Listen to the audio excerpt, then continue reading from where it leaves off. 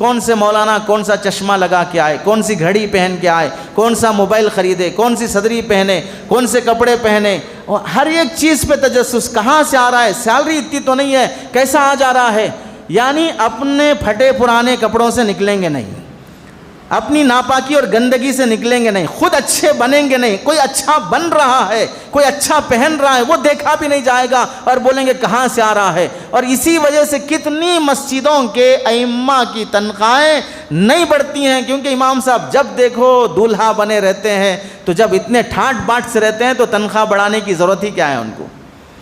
تو گویا کہ جرم ہو گیا کسی کا اچھا پہننا بھی. اس کے پیچھے کیا ریزن ہے؟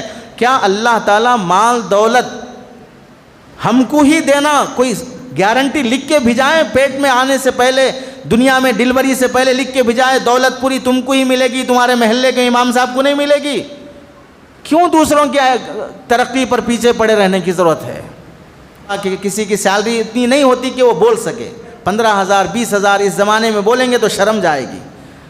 یہی شرمندگی سے کئی ائمہ زندگی گزار رہے ہیں، اور یہ شرمندگی کا سبب پوری مسجد کی کمیٹیاں ہیں جنہوں نے ظلم ڈھا رکھا ہے.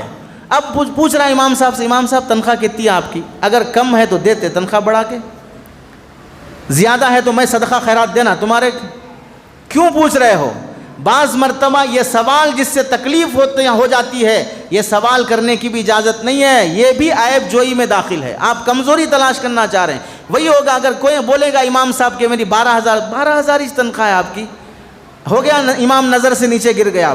اب اگر بولے گا میری انکم پوری ماہانہ 50-60 ہزار روپے، ایسا منہ کھل جائے کہ اب گیسز نکلنا باقی ہے بس. 50-60 ہزار روپے، ارے میں انجینئر ہوں مجھے نہیں ہے، آپ کی 50-60 ہزار روپے.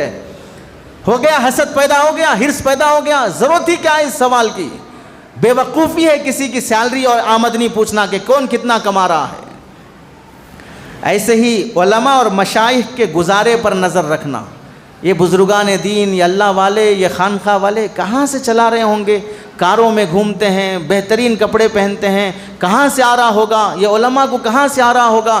یہ ساری چیزیں تجسس میں داخل ہیں، حرام اور ناجائز ہے. اسے مذاق میں لینے کی بات نہیں ہے، یہ گناہ کبیرہ ہے، ڈرنا چاہیے اس سے.